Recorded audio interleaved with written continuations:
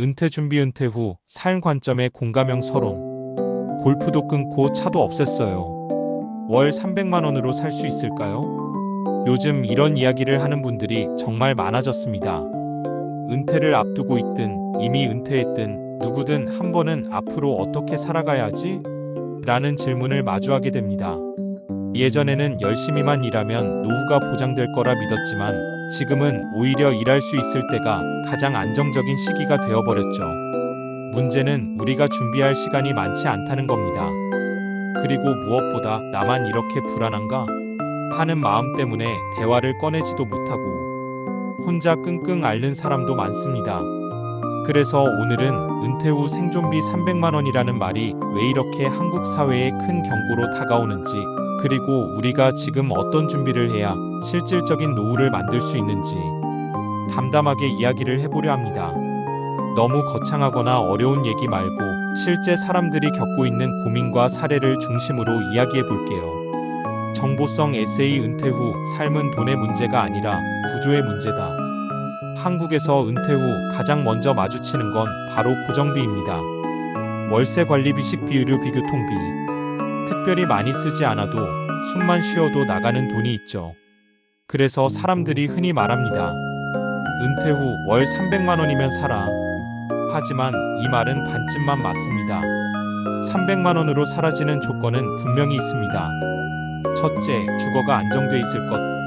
둘째, 건강이 어느 정도 유지될 것. 셋째, 예상치 못한 지출이 최소화될 것.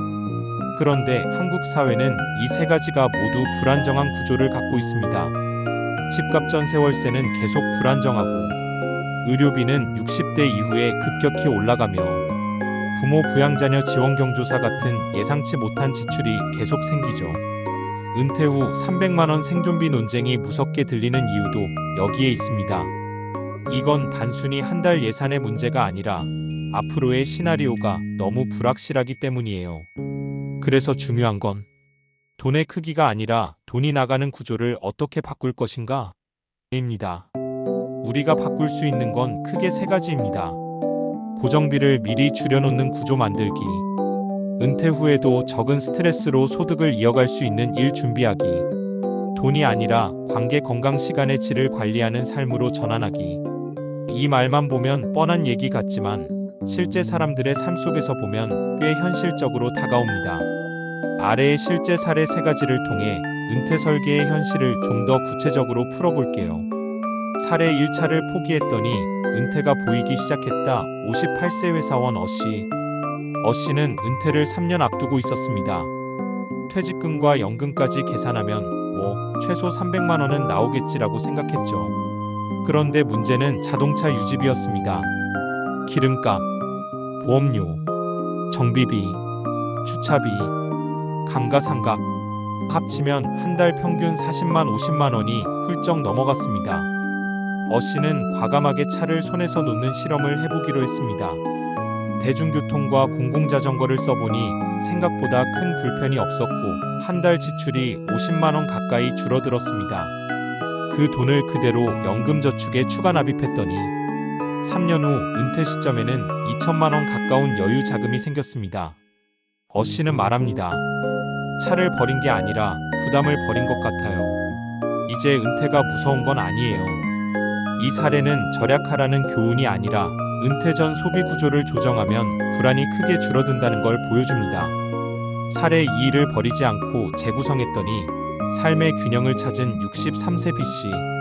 은퇴 후 무조건 쉬고 싶다는 사람이 많지만 막상 쉬기만 하면 우울감이 찾아옵니다. 사회적 역할 상실 때문입니다. B씨는 30년 은행 근무 후 은퇴했지만 6개월 만에 허무함에 빠졌습니다. 여유는 있었지만 매일 아침 일어날 이유가 없는 느낌이었죠. 그러다가 지인의 추천으로 재무 상담 보조 아르바이트를 시작했습니다. 주 3일 하루 4시간.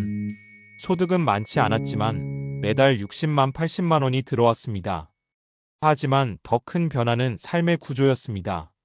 아침에 일어날 이유가 생기고 사람을 꾸준히 만나고 뇌를 쓰게 되니 건강이 눈에 띄게 좋아졌습니다. B씨는 이렇게 말합니다. 은퇴 후 소득은 금액보다도 리듬을 유지해줘요. 이 리듬이 있으니까 돈이 아니라 삶이 유지되더라고요. 은퇴 후 소득은 생존의 문제가 아니라 삶의 정체성과 리듬을 유지하는 기능을 한다는 걸 보여주는 사례입니다. 사례 3 부모 자녀 지원을 끊고 자기 생존비를 정한 67세 CC. CC 부부는 은퇴 후에도 계속 자녀 결혼 자금, 손주 교육비, 경조사에 돈을 썼습니다. 그런데 문제는 이 지출이 예상치 못한 비용으로 계속 늘어난다는 거죠. 그러다 건강이 악화되며 큰 병원비가 나왔고 그제야 이러다 진짜 큰일 나겠다는 생각이 들었습니다. 그래서 CC 부부는 가족 회의를 열어 다음과 같은 룰을 정했습니다. 자녀 지원 중단, 손주 비용은 각 가정에서 해결, 경조사는 소액 기준 정해놓기, 부부의 월 생존비 240만 원 확정, 월 20만 원은 예기치 못한 지출 전용 통장에 적립. 6개월이 지나자 신기할 정도로 지출이 안정됐고 불안하던 마음도 사라졌습니다. CC는 이야기합니다. 은퇴 후엔 돈을 버는 능력이 아니라 돈이 새 나가는 걸 관리하는 능력이 더 필요해요. 은퇴 후 300만 원 생존비가 주는 한국 사회의 진짜 경고. 사실 이 말은 단순히 돈 이야기가 아니라 사회 구조에 대한 경고입니다. 우리는 앞으로 더 오래 살 것이고 일반적인 연금만으로는 지출 구조를 감당하기 어렵고 자녀 부모 주거에 대한 부담은 계속 이어지며 노년에 예상치 못한 지출이 반복적으로 발생한다는 건 이미 현실입니다. 하지만 그렇다고 해서 답이 없는 건 아닙니다. 사람들은 이미 여러 방식으로 길을 찾고 있습니다.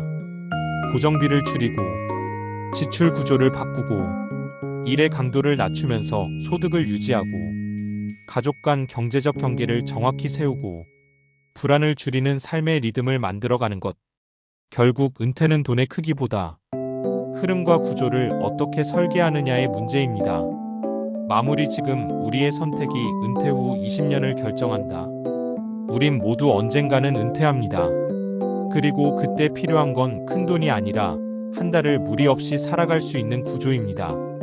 지출을 조절할 줄 아는 삶, 과하게 쓰지 않는 생활 방식, 무리 없는 수준의 소득, 관계의 안정감, 건강의 관리. 이 5가지가 있다면 월 300만 원 혹은 그보다 적더라도 충분히 삶다운 삶을 만들 수 있습니다. 은퇴는 어느 날 갑자기 닥치지만 준비는 지금처럼 아주 작은 변화에서 시작됩니다. 미리 조금씩 구조를 다듬어 놓는 것. 이것이 바로 한국 사회에서 말하는 은퇴 생존비 300만 원의 진짜 메시지입니다.